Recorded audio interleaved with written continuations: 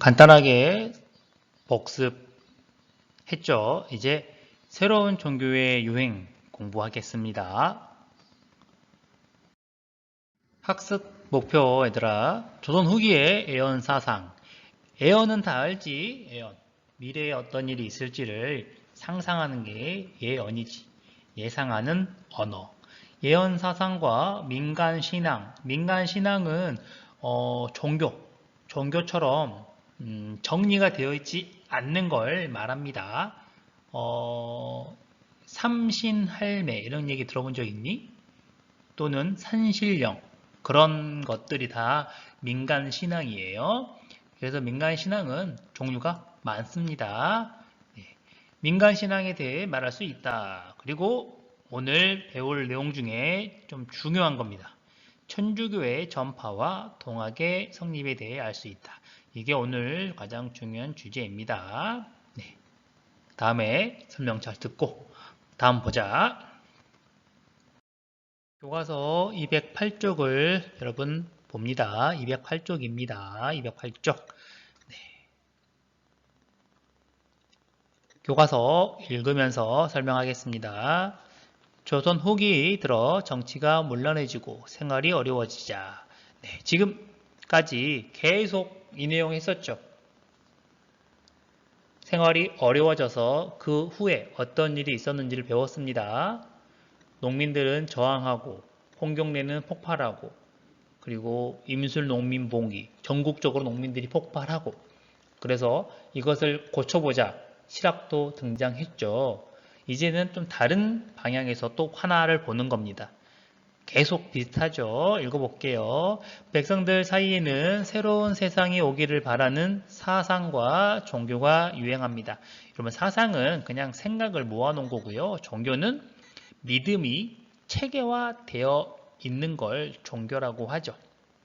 다른 사람이 봤을 때는 이해가 안 되는 건데도 누군가는 믿고 그게 정리가 되어 있으면 그게 종교가 되는 겁니다.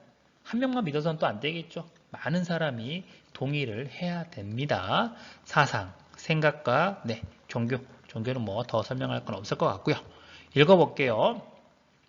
특히 이씨 왕조가 망하고 이씨 왕조는 조선이죠. 정씨 왕조가 들어선다는 즐거워주세요. 정감록과 같은 애언 사상이 크게 유행합니다. 이씨, 이성계가 세운 거죠. 조선. 이씨가 끝났다. 이제는 다른 왕조가 들어설 거다. 그런 다음에 우리들을 도와줄 거다라고 기대하는 겁니다. 그래서 홍경래는 봉기를 일으킬 때 정감록을 이용하기도 한 거예요. 우리들이 버티다 보면 정시에서 영웅이 우리를 우리를 도와서 잘 먹고 잘 살게 해줄 거다라고 이야기하는 거예요. 또 미안합니다. 학교에서 녹음하다 보니까 종소리가 들어가네요. 네. 또 미륵불이 지상세계에 내려와 중생을 구원한다는 미륵신앙도 널리 퍼지게 됩니다. 미륵은 미래에 계시는 부처님을 말합니다. 미래에서 지금 활동하는 부처님이 다시 말할게요. 미래에 등장해서 이제 우리를 구제해주는 부처님이 한 100년 뒤에 나와야 되는데 과거가 너무 힘드니까 타임머신 타고 와서 우리를 도와준다 라고 믿는 거예요. 너무 힘드니까 이렇게라도 사람들은 희망을 품는 겁니다. 이 같은 애언 사상은 서민들에게 희망을 불어넣어 주게 됩니다. 여러분 종교는 신앙은 다 그래요. 선생님이 예전에 삼국시대 말할 때 종교, 불교 설명 길게 했었죠. 불교 기억납니까? 불교에서도 희망을 줬죠. 버티다가 여러분들 착하게 살면 다음 생에는 귀족이나 또는 좋은 집에 태어나서 평화롭게 살 수 있을 거다라고 한 게 불교였잖아요. 네, 또 읽어볼게요. 한편 민간 신앙인 무속신앙도 널리 퍼집니다. 무속신앙 살짝 줄거두고요. 무속신앙은 여러분 미륵신앙은 미륵을 믿는 거죠. 무속신앙은 무속인들을 믿는 건데 무속인들은 뭐냐? 무속신앙은 무당이나 굿이나 풀이를 통해 화를 멀리하고 복을 비는 신앙입니다. 나쁜 거 버리고 복, 행복이지 행복, 행복을 가지고 온다는 건데 무당이 무속신앙을 하는 사람인데 여러분 TV에서 무엇이든 물어보살 봤습니까?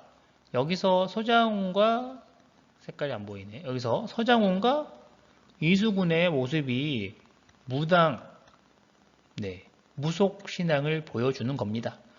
네. 서장훈은 선녀하고 교류하면서 선녀가 예측을 해준다고 하죠. 그리고 도와준다고 이야기를 하죠. 이래서 무당은 자신들이 섬기는 신들이 자신에게 이야기를 해주니까 그걸 가지고 그 점을 봐주는 거예요. 오케이? 네. 이 같은 민간신앙은 19세기 들어 사회가 불안해지자 더욱 널리 퍼집니다. 여러분 19세기 세도 정치 시기죠? 이제야말로 백성들이 진짜로 힘들 땐 거죠. 그래서 자연스럽게 퍼지게 됩니다. 다음 보죠. 요점 정리입니다. 여러분 혹시 쓸 친구 있으니까 천천히 선생님은 읽어볼게요. 정리를 할 친구들이 있을까봐. 우선 정감록 책에도 나오는데 저 한자가 정감록이에요. 자기가 정시인 친구는 한자가 아마 다 저 한자일 겁니다. 정시. 참고로 우리나라에서 정시는 김이박최 그 다음에 정시입니다. 생각보다 우리나라에 정시가 많이 살고 있습니다. 네, 다 정리했니? 네, 정감록, 미륵신앙, 무속신앙이 나타났고 유행했다 라고 보면 되겠습니다. 넘어가자. 208쪽 아래에 천주교의 확산 나옵니다. 천주교 아까 학습 목표 때 선생님이 중요하다고 했지. 네, 종교는 다 중요합니다. 교과서 봐야죠. 천주교의 확산 교과서 읽어볼게요. 조선 후기에는 서양의 종교인 천주교가 소개됩니다. 서양의 종교인 천주교가 천주교인 이유는 그 하느님이 하늘에 있잖아. 그 하늘 천자 서서 하늘의 주인이 종교 그 뜻이에요. 천주교는 서양의 학문이라 하여 처음에는 서학이라는 이름으로 받아들여졌다가 18세기 후반에 이르러 18세기 후반이면 영조 그때입니다. 영조 정조 이르러 학문이 아닌 신앙으로 받아들여지게 됩니다. 여러분 선생님이 예전에 또 불교 그때 이야기할 때 그 학문과 종교의 차이를 설명했는데 기억나니? 예수님을 공부하면 학문이고요. 예수님을 믿어버리면 종교가 되는 거예요. 예수님이 무슨 말을 했다. 그것이 왜 나온 거고 그게 옳은 거냐 아닌 거냐를 공부하는 건 학문이에요. 그런데 예수님의 말이 무조건 옳다. 예수님이 하란 대로 한다. 그럼 종교가 되는 겁니다. 그래서 서학과 천주교 그렇게 좀 구분하면 될 것 같아요. 참고로 조선은 어떻게 이 천주교를 알게 됐냐면요. 우리나라에 천주교를 가지고 들어온 사람들이 누구냐? 우리나라 사람들이에요.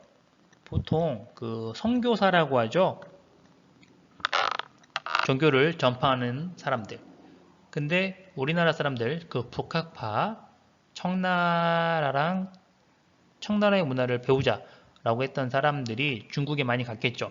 중국에 가서 보니까 중국에 서양 사람들이 많이 왔다 갔다 합니다. 그 서양 사람들 저번에 천리경, 자명종, 세계지도 나왔잖아. 서양 사람들이 기술이 높아요.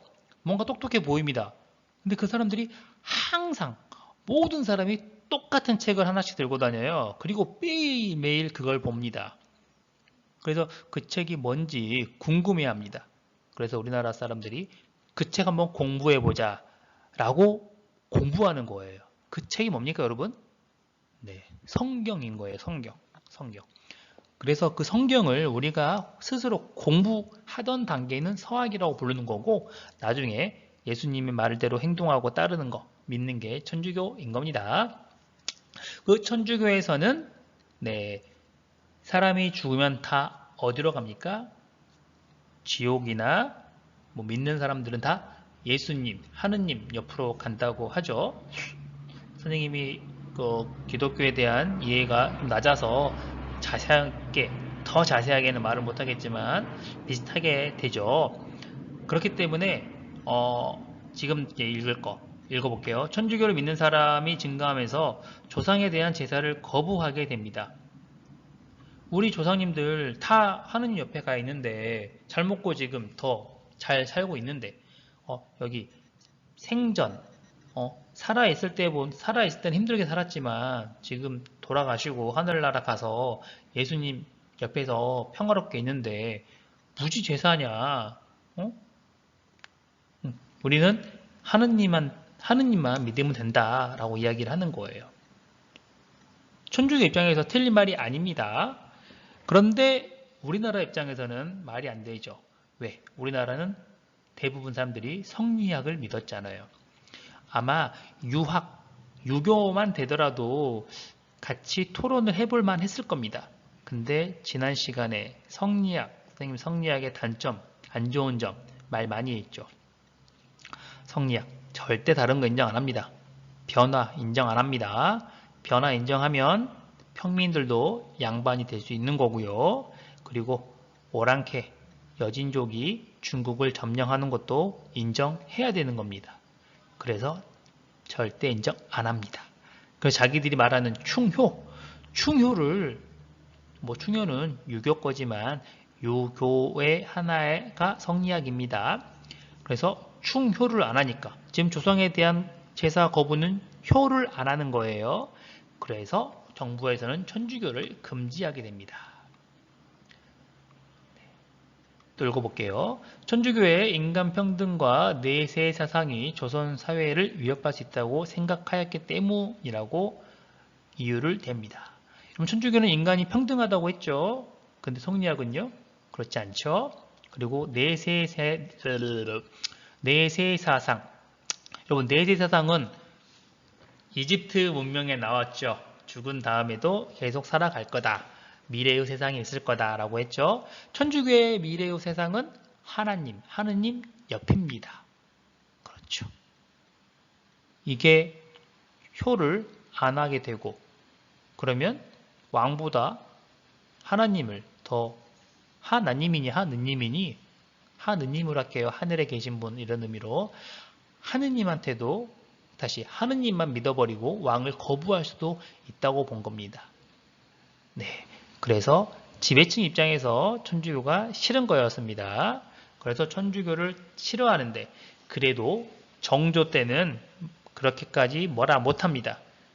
왜냐면요, 정조도 개혁을 하던 왕이었죠. 그 정조 입장에서도 조금 개방적인 생각을 갖고 있던 사람이었습니다. 네. 정조 때도 그 노비를 좀 해방해주고 막 그런 내용 나와요. 막 노비를 해방하는 거 논의하고 막 이야기를 많이 합니다. 당연히 양반들은 싫어하겠죠. 그렇지만 정조가 잘했기 때문에 조용히 있었어요. 그런데 정조가 1800년에 죽고 아들 순조가 즉위하자마자 순조 11살에 왕이 됩니다. 그러니까 왕이 능력이 좀 부족하겠죠. 11살이 뭘 알겠습니까? 그래서 천주교에 대한 탄압을 하게 됩니다. 이때 엄청 죽어요. 읽어볼게요. 많은 천주교도와 서양인 선교사들이 처형됩니다. 그러나 사회 불안으로 인해 천주교는 더욱 널리 퍼지게 됩니다. 그냥 간단하게 말을 하면 여러분 아까도 말했지만 천주교 죽으면 어떻게 돼요? 하느님 옆으로 가죠. 거기선 평화롭게 사는 거죠. 그래서 국가가 너 천주교 계속 믿을래 죽을래? 그럼 그냥 죽는 거예요.